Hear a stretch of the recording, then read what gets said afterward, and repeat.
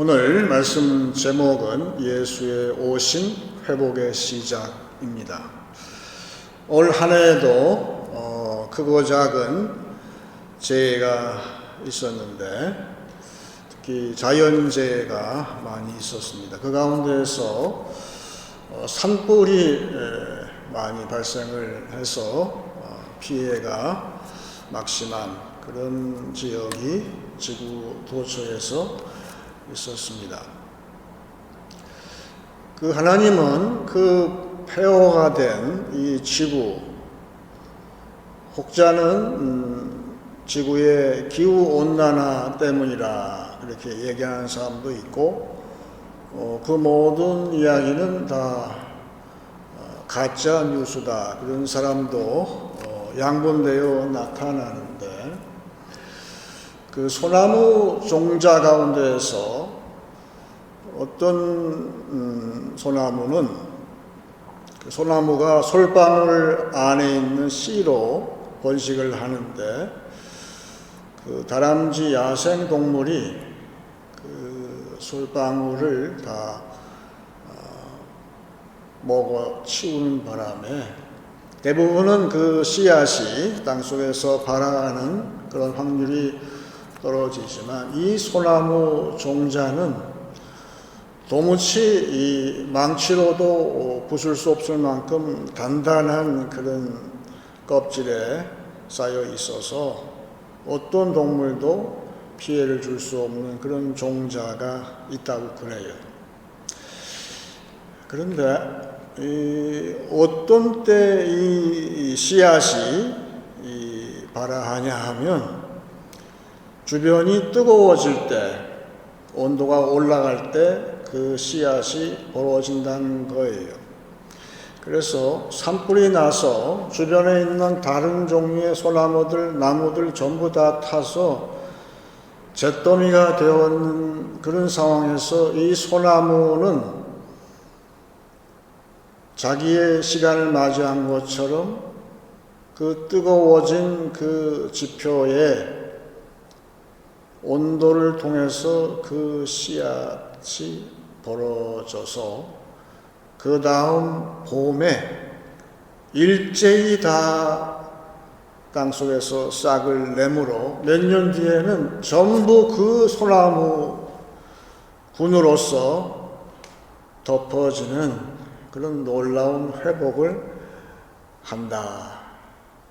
하나님은 희한하게 다 회복의 계획을 다 가지고 계시다는 것을 알 수가 있는데, 하나님이 정작 회복의 대상은 이런 자연보다도 먼저는 만물보다 부패하고 타락하고, 그래서 완전히 죽은 것처럼 된 인간의 회복이 가장 관심이 많으신 거예요. 그래서 우리는 지금 대림절 셋째 주를 보내고 있는데, 그것이 하나님이 인간의 회복을 포기하지 않으셨다는 것을 우리는 보고 있는 것인데, 예수님께서 이 땅에 오신 것은 바로 하나님이 인간을 포기하지 않았고, 그 포기하지 않은 인간을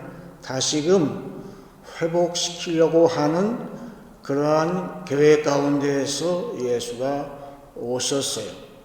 그래서 오늘 제목 그대로 예수님이 오심, 그것은 하나님의 회복이 시작되었다는 것이죠. 우리가 이스라엘 이야기를 종종 하고, 오늘 아침에도 이스라엘 사람들이 모임 가운데에서 큰 피해를 당하고 세계 도처에서 그러고 있죠. 이스라엘이 1948년도에 나라가 건국이 되었어요. 그 전에 그 나라를 세우기 위해서 시오니즘 혹은 시오니스트 이런 사람들이 1900년 그때에 운동을 시작을 했어요. 그래서 드디어 독립을 하고 없던 나라가 생겼어요. 그 시오니즘의 이 꿈이, 그 운동이 결실을 한 것이죠. 그래서 지금 이스라엘 나라가 건국이 됐는데 반면에 팔레스타인 사람들하고 그런 갈등을 빚는 그런 안타까운 모습도 우리가 보고 있어요. 2000년 전에 예수님께서 이 땅에 오셨을 때의 상황은 어땠을까? 그때도 예수님을 따르던 무리들 또한 예수님의 제자들의 관심은 이스라엘 나라 민족이 회복되는 데 있었어요. 성경을 봐도 성경에서 12제자가 마지막에 예수님께서 부활하시고 승천하시기 전에 너희는 예루살렘에서 떠나지 말고 하나님의 약속한 것을 기다리라고 했을 때까지도 제자들은 이스라엘을 회복할 때가 이때입니까? 질문을 그렇게 했어요.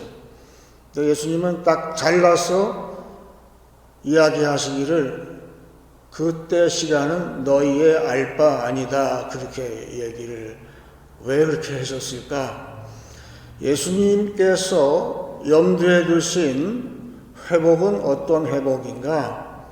그거는 이스라엘 나라, 건국, 스테이트 이스라엘이 아니라는 것을 우리는 알 수 있는 것이죠.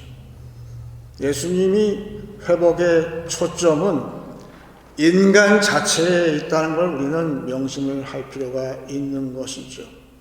인간이, 하나님은 지금도 인간성, 원래 자연이 모든 것을 창조하셨지만 인간을 창조하셨을 때에 하나님은 가장 기뻐하셨어요.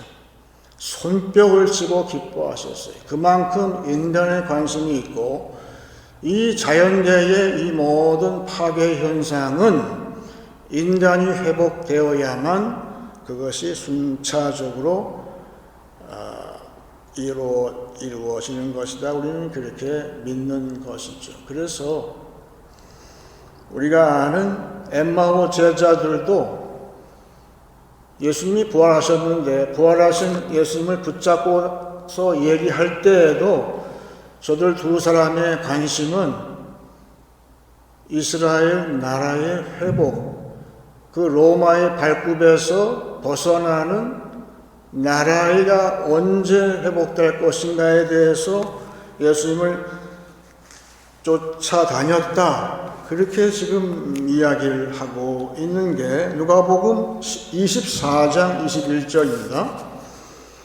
이 두 제자가 앞에 예수님을 두고 얘기하는 거예요. 우리는 이 사람이 이스라엘을 속량할 자라고 바랐노라. 이뿐 아니라 이 일이 일어난 지가 사흘째요. 이 한 문장 가운데에서 2000년 전에 이스라엘 유대인들의 관심사항이 여기에 다 있는 거예요. 저들은 이스라엘이 속량되는 것. 근데 여러분 여기에 속량이란 말을 썼어요.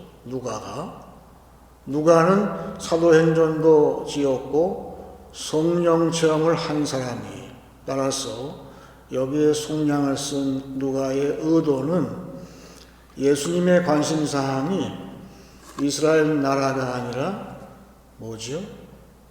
인간성이 회복돼서 하나님의 새로운 계획, 새로운 인간이 탄생함으로 다시금 하나님의 이 창조의 그 계획이 회복되어지는 하나님 나라가 예수님의 머릿속에 있었다는 것을 누가는 이야기를 하는 거예요.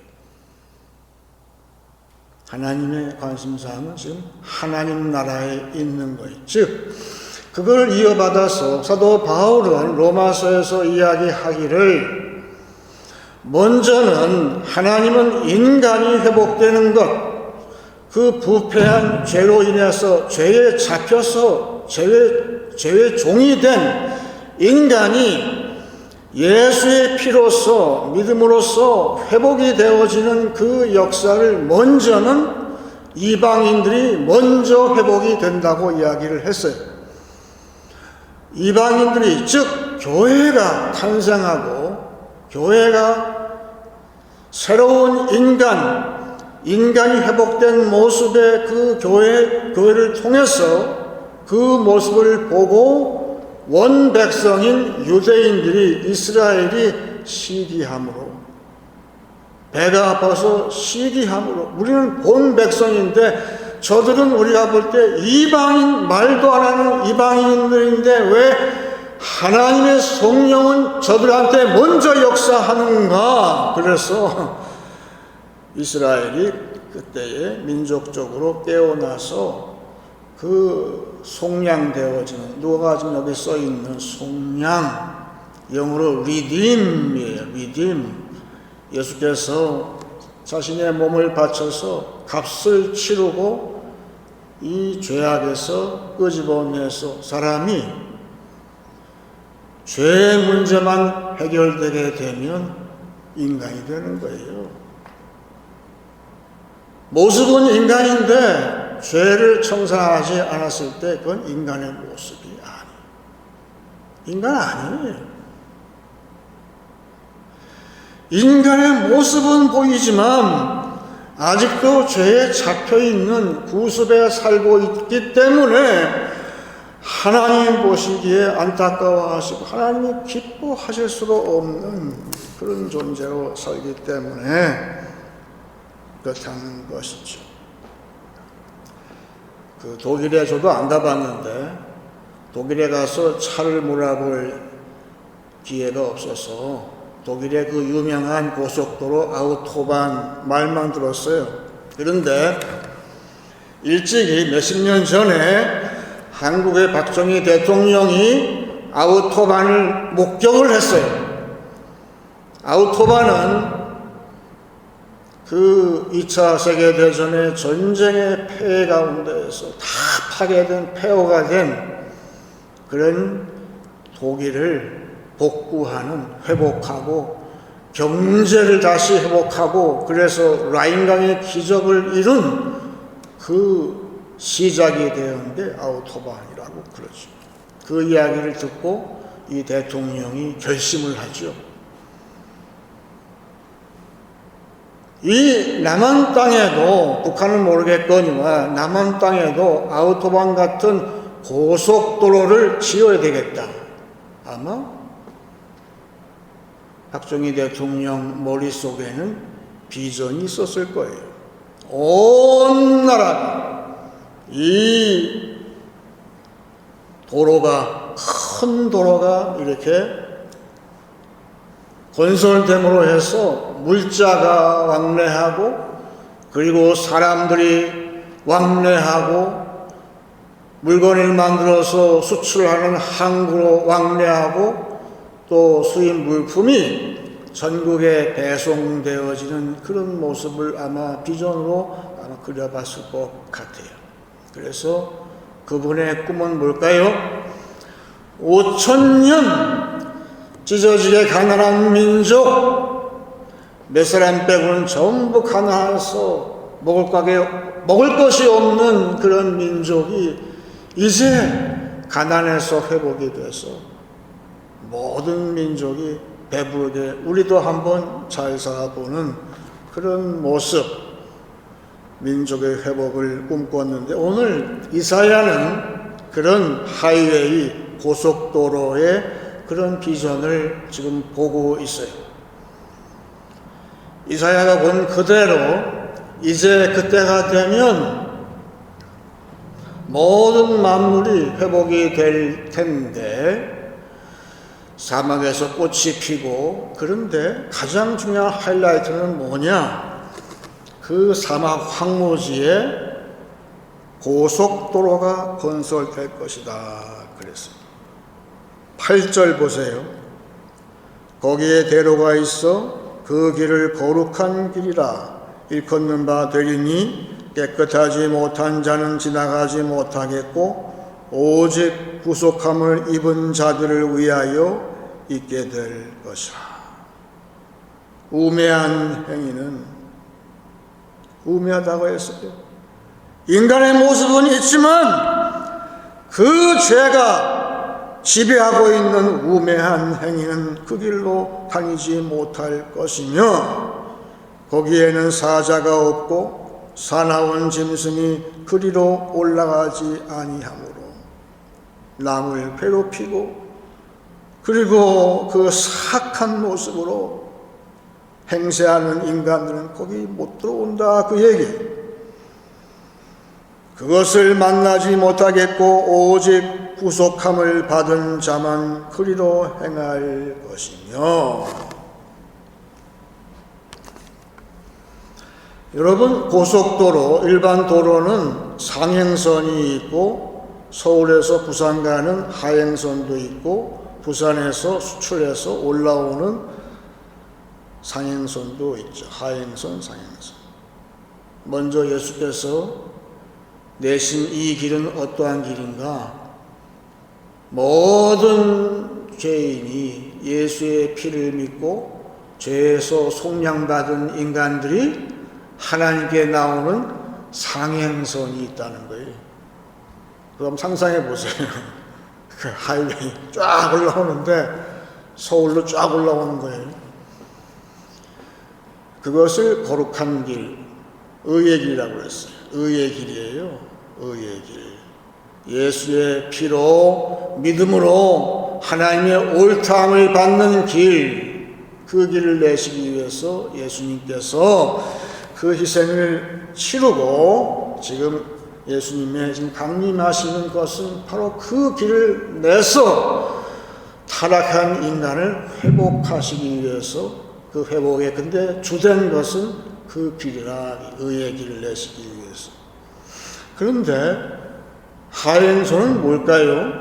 그것은 하나님을 만나서 하나님께 경배하고 나의 의로움을 다시 한번 확인하고 하나님의 영광을 체험하고 예배를 체험하고 교회 문을 나설 때에 주시는 것은 어떤 길인가? 그것이 이사야가 늘 얘기하는 공평과 정의의 길이에요.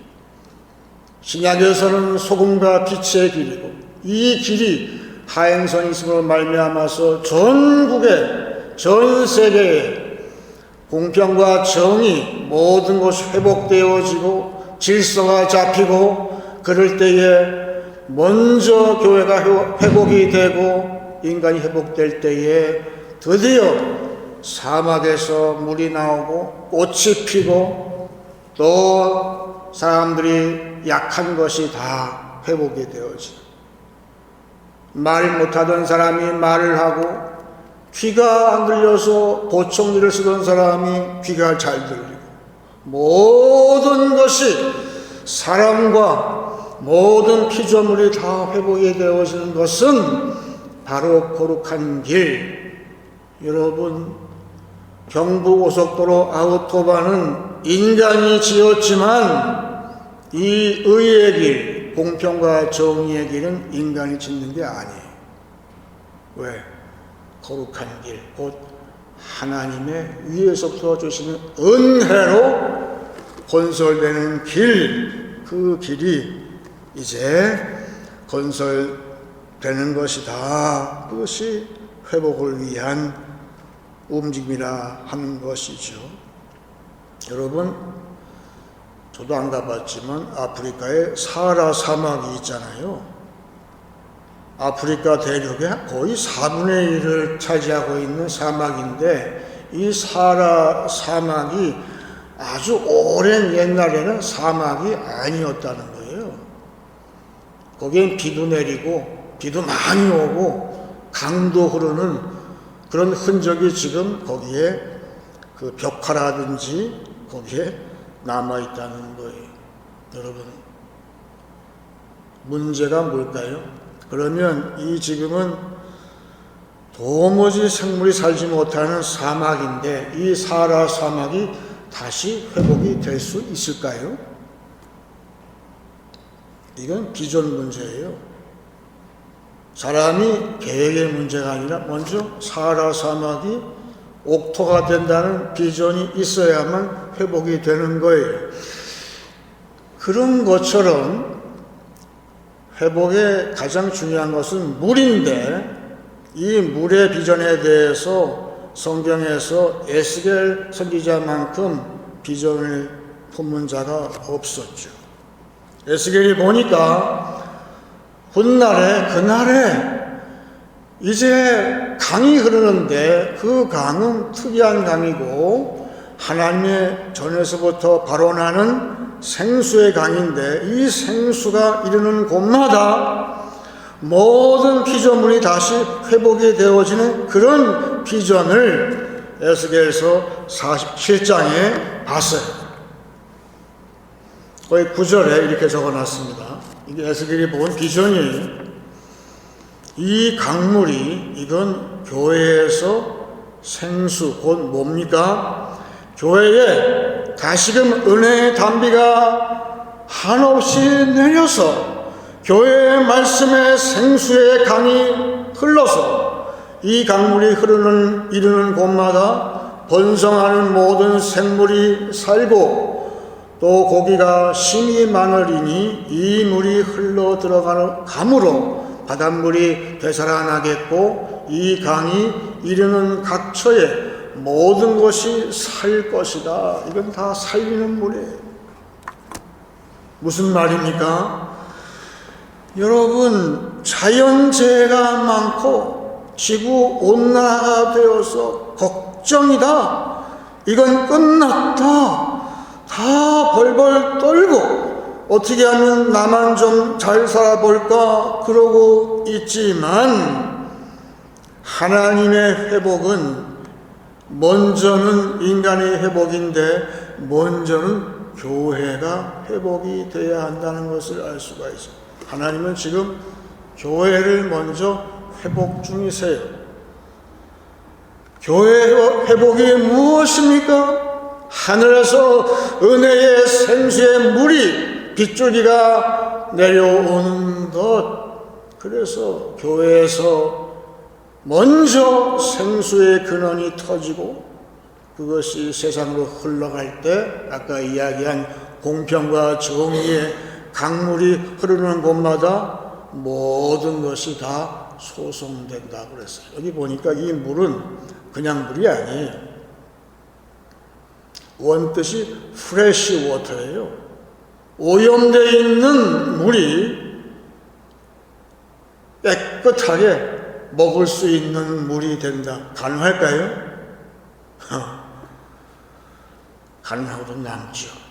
하나님이 하시는 일인데.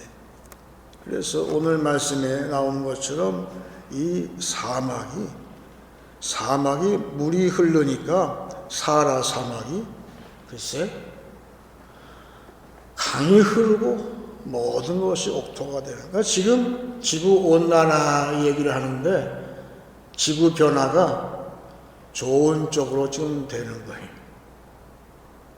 우리가 알고 있는 지구의 기후 변화는 나쁜 쪽을 상상하고 있죠.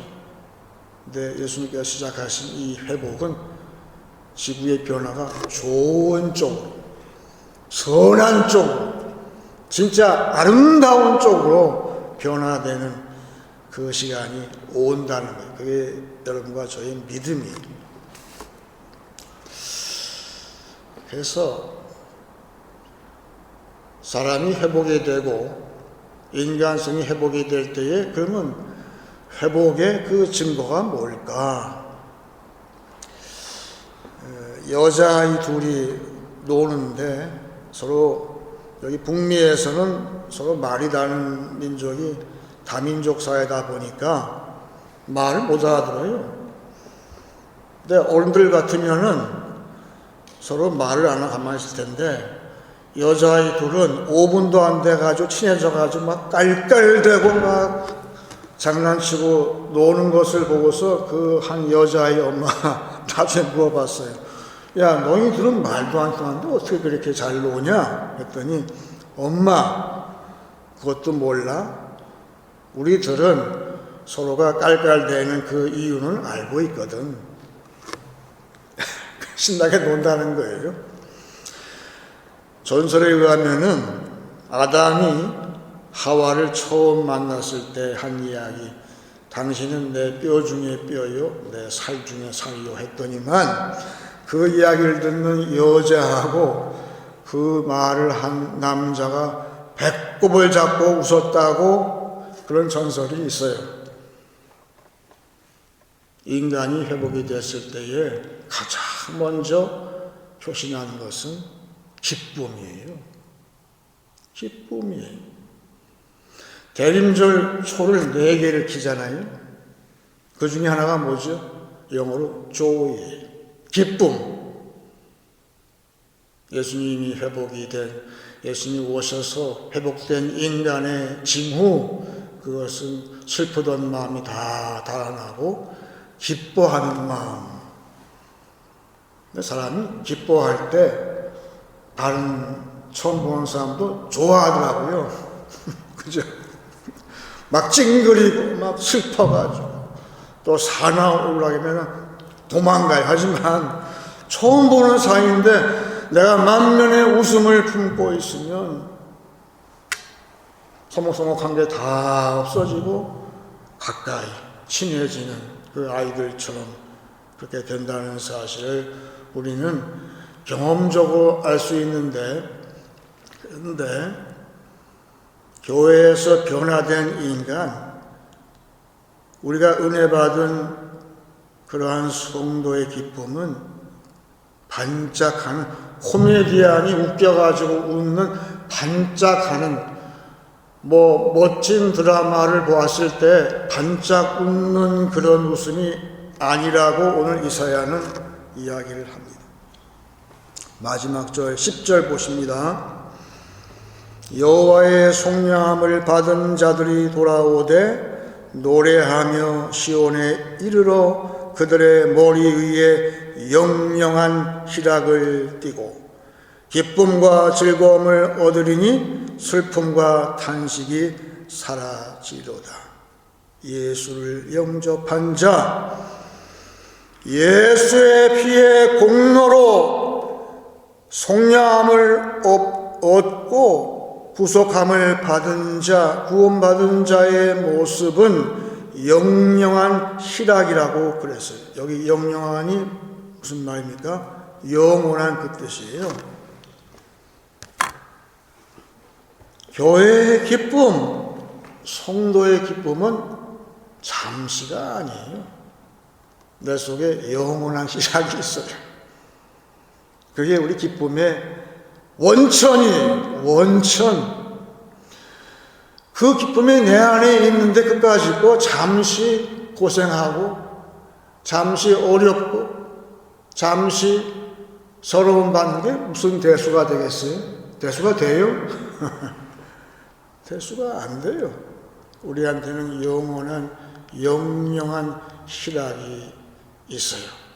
그리고 그것을 가지고 그 얼굴을 가지고 이제 한 주간 살면서 세상에서 예수의 오심과 그 회복의 역사, 회복의 복음을 증거하는 것이죠. 한번 해보세요. 아주 얼굴에 만면의 즐거움을 띠고 한번 해보세요. 근데 그 속에서 나오는 거예요. 대신 기도해야 돼요. 기도하면 그 기쁨이 진짜로 발현되어서 이 복음, 예수의 다시 오심, 예수의 오심, 처음 오심, 또 회복의 시작, 이 복음을 증거할 수 있게 되는 것이죠. 이제 말씀을 정리하겠습니다. 예수의 오심으로 모든 회복이 시작되었습니다. 이스라엘도 이방인도 예수를 믿을 때 회복은 시작됩니다. 성도가 걷는 거룩한 길은 의와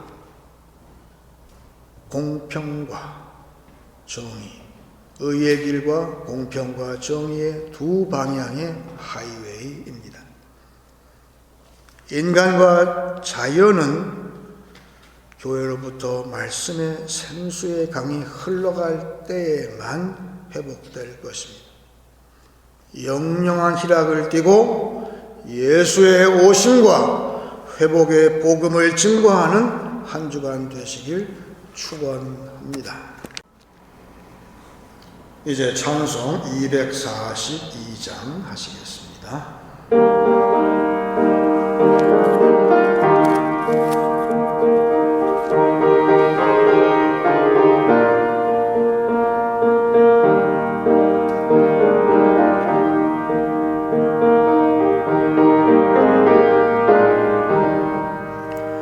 황무지가 장미꽃같이 피는 것을 볼 때에 구속함에 노래 부르며 거룩한 길 다니리. 거기 거룩한 그 길에 구름 없으니 낮과 같이 맑고 밝은 거룩한 길 다니리. 하나님의 아름다움과 그의 영광 볼 때에 모든 괴로움 잊어버리고 거룩한 길 다니리. 거기 거룩한 그 길에 검은 구름 없으니 낮과 같이 맑고 밝은 거룩한 길 다니리. 마른 땅에 샘물 터지고 사막에 물 흐를 때 기쁨으로 찬송 부르며 거룩한 길 다니리. 거기 거룩한 그 길에 검은 구름 없으니 낮과 같이 맑고 밝은 거룩한 길 다니리. 거기 악한 짐승 없으니 두려울 것 없겠네. 평안함과 즐거움으로 거룩한 길 다니리. 거기 거룩한 그 길에 검은 구름 없으니 낮과 같이 맑고 밝은 거룩한 길 다니리. 거기 죄인 전혀 없으니 거룩한 자뿐이라. 주님 주신 면류관 쓰고 거룩한 길 다니리.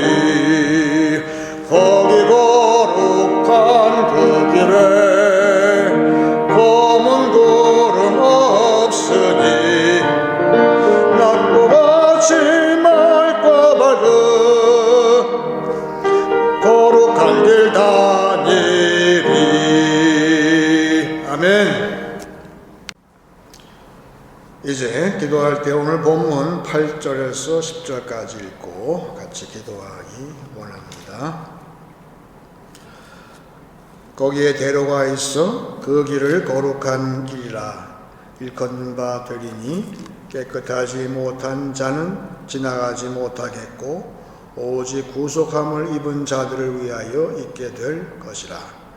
우매한 행위는 그 길로 다니지 못할 것이며 거기에는 사자가 없고 사나운 짐승이 그리로 올라가지 아니하므로 그것을 만나지 못하겠고 오직 구속함을 받은 자만 그리로 행할 것이며 여호와의 속량함을 받은 자들이 돌아오되 노래하며 시온에 이르러 그들의 머리 위에 영영한 희락을 띠고 기쁨과 즐거움을 얻으리니 슬픔과 탄식이 사라지리로다. 다 같이 기도하겠습니다.